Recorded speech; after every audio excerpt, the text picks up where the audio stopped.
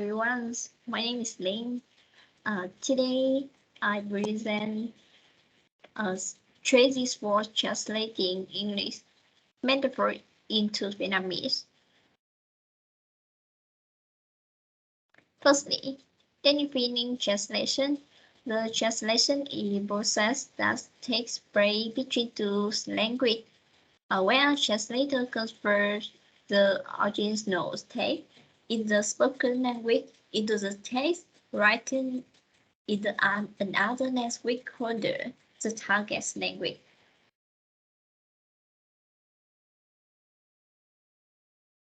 And the literary translation, literary, literary, literary words differ from the other in the content and the aesthetic sourced by the author in their work. Therefore, the translations must reflect the element of the assertion, wisdom and intuition of the readers because the reader revises not directly from the original but through the translation. It's a process of the translating literature, stylistic take make the differences between viewers of the understandable translation with the rigid and natural translation and filter of the written and the aesthetic and associated character of the spoken text. Writing are the constantly using the imagination of the creativity through work and turning them into work which enters the needs to the various interpretation of the message that the authors want to convey. And the second metaphor, firstly, Denification. Metaphor are understanding this concept domain through the another concept domain is with the content of the concept as a target domain is understood through the concept of the source domain. And number two, purpose to describe the entirety, even all the character in the more inclusive and the content way that the normal language, creating emotional effect, establishing the similarity between things without the directives, as well as forming a more the accurate understanding of the use of the language. And, and the third metaphor identification process. Number one, read the full text to understand the overall meaning of the text. Number two, identify the lexical unit container in the text.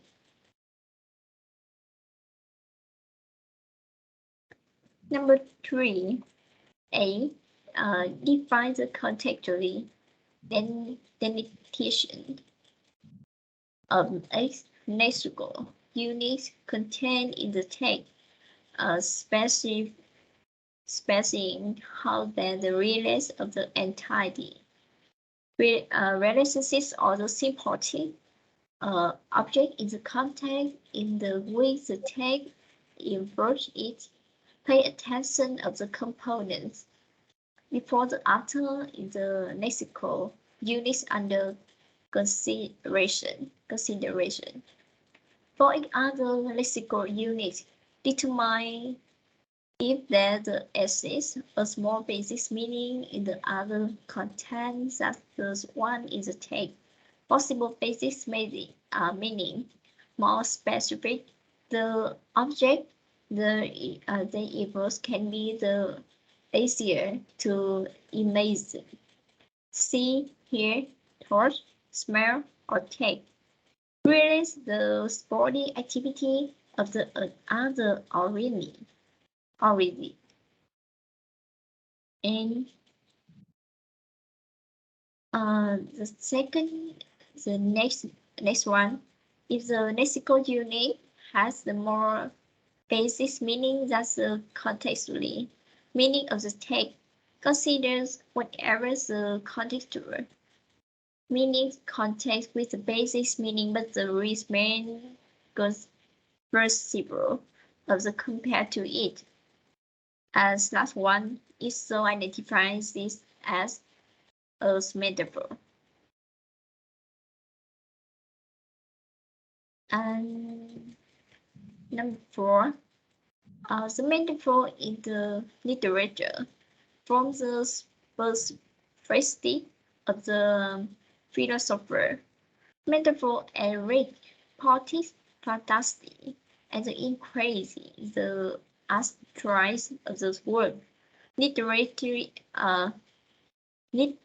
literary metaphor as the not different from the metaphors that we use every day. The difference is in the ability and the skill of using tools. The use of the metaphors creates the essence and originality of the party's work. Without metaphor, portray will remain interesting, but there is no inherent mystery. And the fifth metaphor in translation. Number 1, a variable of the metaphysical translation. Number 2, the tracing of the race suffice.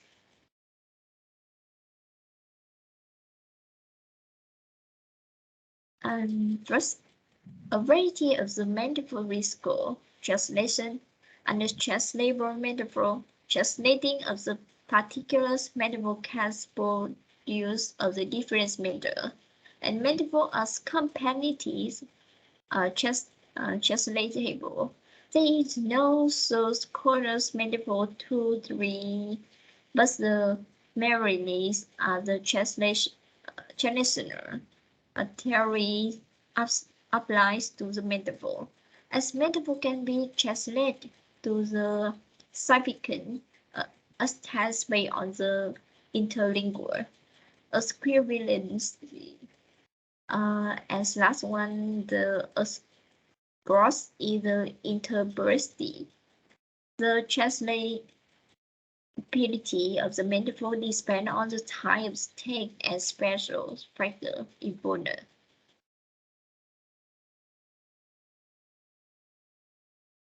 And next, the tracing of the race survival. And firstly,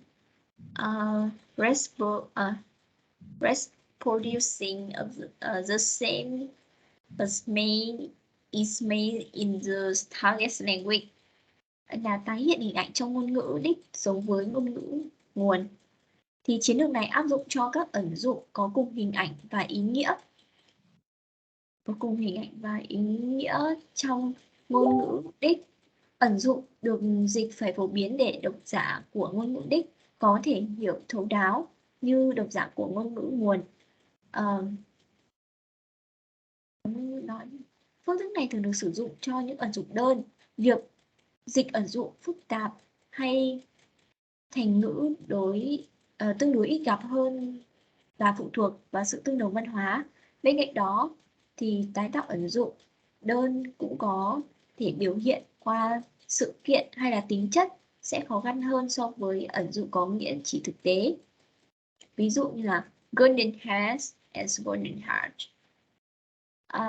Number 2, rephrasing is made in the source language with the standard target language image.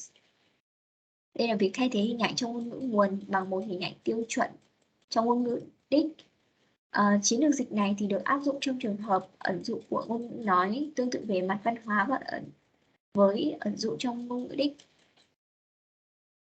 And number 3, translating metaphors by smart. Dịch ẩn dụ bằng ví dụ. Với chiến lược này thì hình ảnh trong ngôn ngữ nói vẫn được sử dụng lại, xong thì sẽ được giảm bớt với tỷ dụ khá là tường minh và có khả năng khơi gợi, gây tạo cho bạn trí tưởng tượng. Ok, next slide.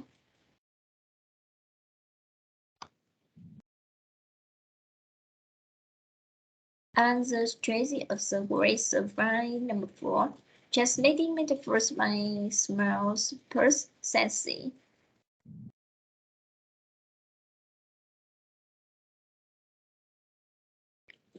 And converting metaphor and the sensing. Number 4, số 4 là ẩn dụ bằng ví dụ kết hợp với nghĩa. Thì đây là một giải pháp mang tính thỏa hiệp với sự kết hợp của cả dịch ngữ nghĩa và dịch truyền đạt. Tuy nhiên thì ý nghĩa vẫn được chú trọng hơn là hiệu ứng tương đương. Có thể thấy là một ẩn dụ không thể có một cách hiểu đầy đủ mà không thêm vào đó là đa số các thành phần nghĩa tố khác. Số 5 thì là chuyển đổi ẩn dụ với thành ngữ. Phương thức này có thể áp dụng với bất kỳ loại văn bản nào khi mà việc thay thế hình ảnh trong ngôn ngữ nói bằng hình ảnh trong ngôn ngữ nguồn vượt ra ngoài ngữ nghĩa hay là nghĩa khác. Tuy nhiên thì tính ẩn dụ các yếu tố biểu cảm mà theo đó dần mất đi. And number 6, deletion. And number 7, using the same metaphors combined with the sensing. Số 6 thì là tình lược. Đây là một chiến lược để triệt để xóa bỏ các ẩn dụ không cần thiết nếu như mà văn bản không mang tính thẩm quyền hay là cần những yếu tố biểu cảm quá nhiều. Do đó người dịch giả thì phải cẩn thận xem xét tài liệu hay là liệu rằng cái ẩn dụ mà mình đang quan tâm nó có quan trọng hay không, và việc mà tình lược cũng cần được đánh giá một cách thực nghiệm nếu như chức năng của ẩn dụ được thực hiện bằng những phần khác của văn bản. Số 7 là sử dụng ẩn dụ giống như việc ngôn ngữ nguồn kết hợp với giải thích ý nghĩa. Trong nhiều tình huống thì dịch giả buộc phải thêm vào đó là ngữ nghĩa để đảm bảo rằng hình ảnh được tái hiện trong ngôn ngữ đích được độc giả biểu hiện một cách đúng đắn. Đối với phương thức này thì tính ẩn dụ hiển nhiên sẽ bị giảm bớt, mà thay vào đó là chức năng truyền đạt thông tin là chủ yếu. Okay. And the last one, translation example. The following sentence: Spring was just arriving here in the fancy. Được trích từ truyện ngắn Coolness để minh họa cho quy trình trên các đơn vị từ vựng được trong câu bao gồm springs were just arriving here in as fancy. Phân tích những cảnh của các đơn vị từ vựng này có thể thấy rằng spring là một mùa trong năm, was là tồn tại dưới dạng trợ động từ để biểu hiện tính chất tiếp diễn, arriving là ám chỉ sự bắt đầu của mùa xuân đang hiển hiện. Here ở đây có nghĩa là tại nơi này, in là chỉ để vị trí, còn Fancy là một thành phố tại nước Ý. Có thể thấy rằng arriving tồn tại trong một nghĩa cơ bản hơn là so với nghĩa ngữ cảnh. Nghĩa ngoài ngữ cảnh của arrive là đến một nơi nào đó, ngụ ý rằng chủ thể là hành động phải giữ hữu hình và có thể di chuyển được. Do nghĩa ngữ cảnh khác với nghĩa cơ bản nhưng vẫn có thể hiểu được thông qua việc so sánh với nó, nên từ đó có thể kết luận rằng arriving là một ẩn dụ. Thank you for listening and thank you for watching.